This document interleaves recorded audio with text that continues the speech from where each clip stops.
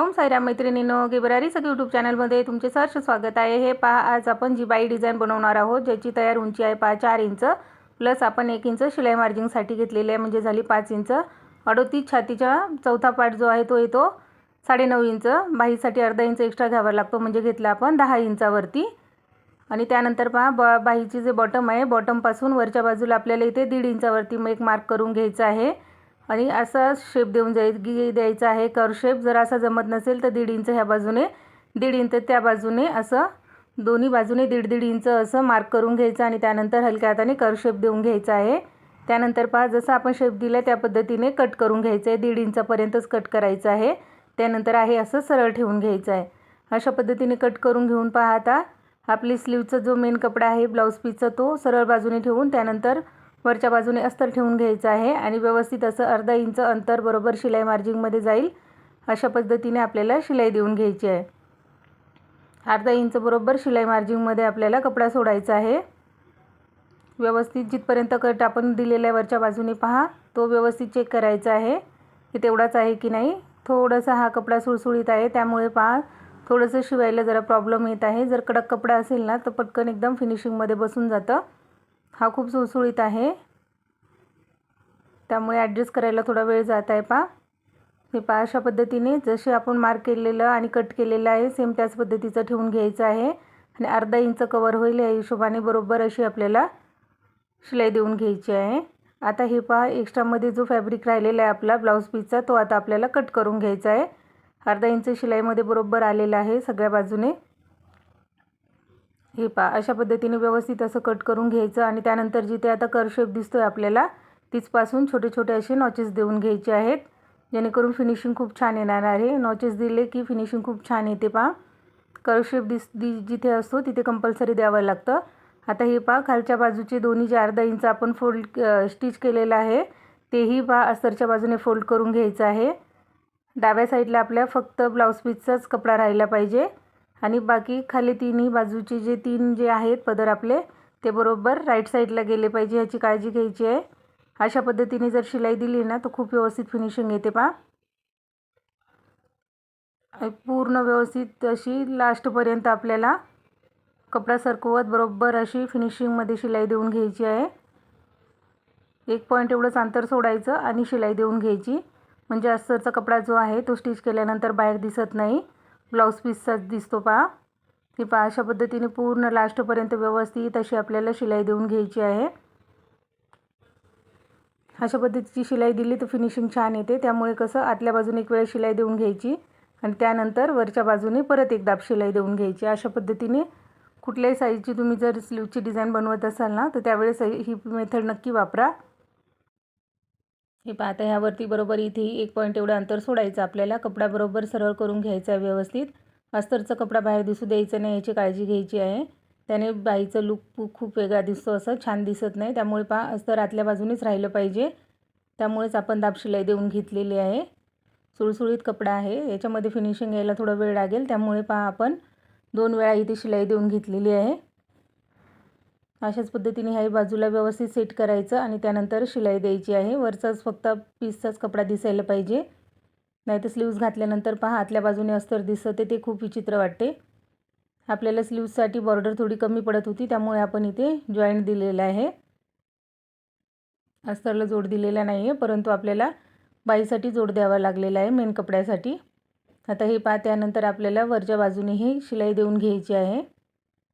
मागचा पुढचा भाग व्यवस्थित चेक करायचा आहे। मी ज्यावेळेस शिलाई देते ही पहा, त्यावेळेसच मागची आणि पुढची बरोबर ॲडजस्ट करून घेते, मी पुढचा भाग कट करत नाही। तुम्ही नवीन शिकत असाल तर तुम्ही पुढचा मागचा भाग कट करून घेत जा आणि त्यावरती मार्क करून घ्यायचं। हे पहा, अशा पद्धतीने मिडलपासून आता हा मी पुढचा भाग पहा व्यवस्थित असा अंदाजानेच बरोबर स्टिच करून घेते। मला आयडिया आलेली आहे, त्यामुळे मला जमतं असं पद्धतीने करायला। आता ह्यानंतर पहा, आपल्याला आता एक्स्ट्राचं जे फॅब्रिक आहे ते कट करून टाकायचं आहे। हे पहा, अशा पद्धतीने एक्स्ट्रा जे कपडा होता तो आपण कट करून घेतलेला आहे।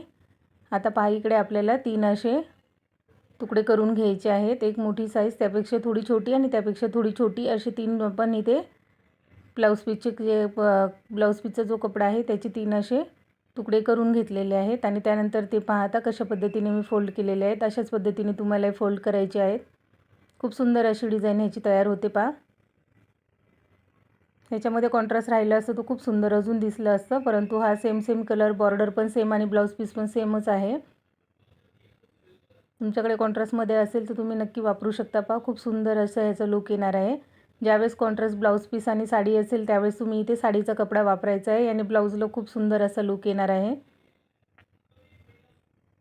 हे पहा अशा पद्धतीने तिन्ही आपल्याला अशीच करून फोल्ड करून व्यवस्थित अशी स्टिच करून एक वेळा घ्यायचे आहे तिन्ही पदर. हे पहा अशा पद्धतीने तिन्ही बाजूने आपण व्यवस्थित फोल्ड करायचं आहे आणि ठेवतानाही पहा ज्या बाजूने फोल्ड केलेलं आहे त्याच बाजूने ठेवून घ्यायचं आहे आणि दोन्ही बाहीसाठी बरोबर चेक करून घ्यायचे. फोल्ड केलेली ओपन जी बाजू आहे ती कोणत्या बाजूला आहे आणि बंद बाजू आहे ती कोणत्या बाजूला आहे चेक करायचं. ठेवतानाही बरोबर तशीच ठेवायची आहे, उलट ठेवायचे नाहीत.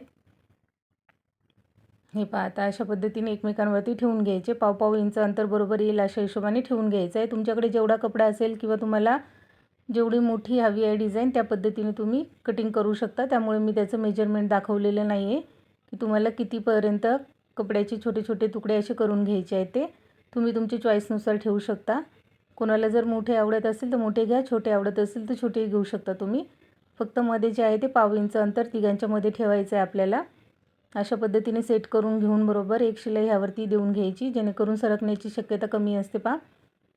कडक कपडा राहिला तर ही करायची गरज नव्हती, परंतु हा खूप सुळसुळीत आहे त्यामुळे आपण याला आधीच अटॅच करून घेतलं. त्यानंतर पाहता सेंटरला बरोबर ठेवून घ्यायचं आहे आणि त्यानंतर दोन्ही बाजूने मधला जो आपला टोक निघाला आहे त्याची दोन्ही बाजूने बरोबर उंची आहे ती चेक करून घ्यायची आहे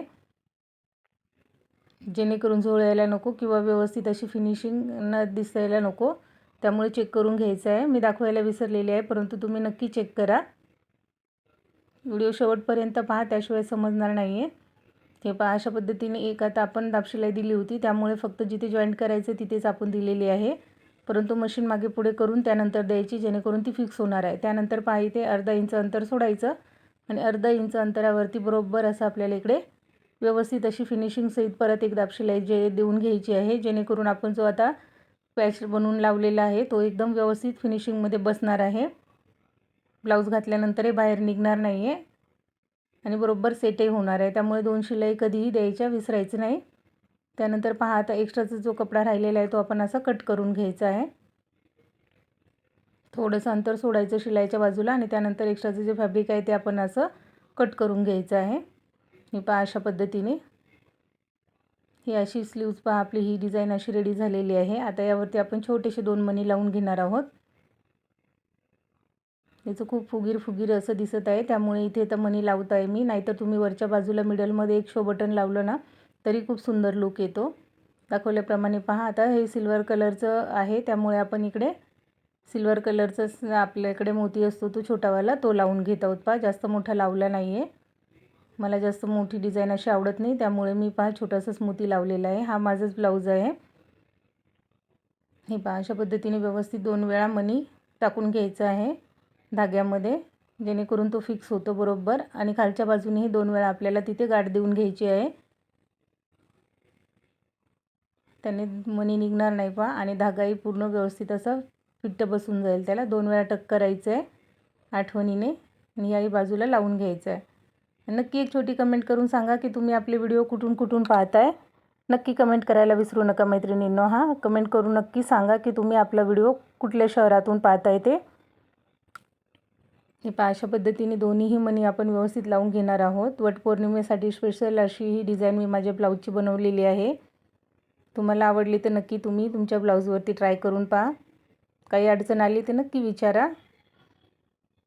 हे पहा अशा पद्धतीने व्यवस्थित असं आपण ह्याला पूर्ण दोन्ही मणी असे सुंदर फिनिशिंगमध्ये लावून घेतलेले आहेत. मध्येही धागा खेचायचा नाही आहे, जेवढी साईज आहे तेवढा धागा असायलाच पाहिजे.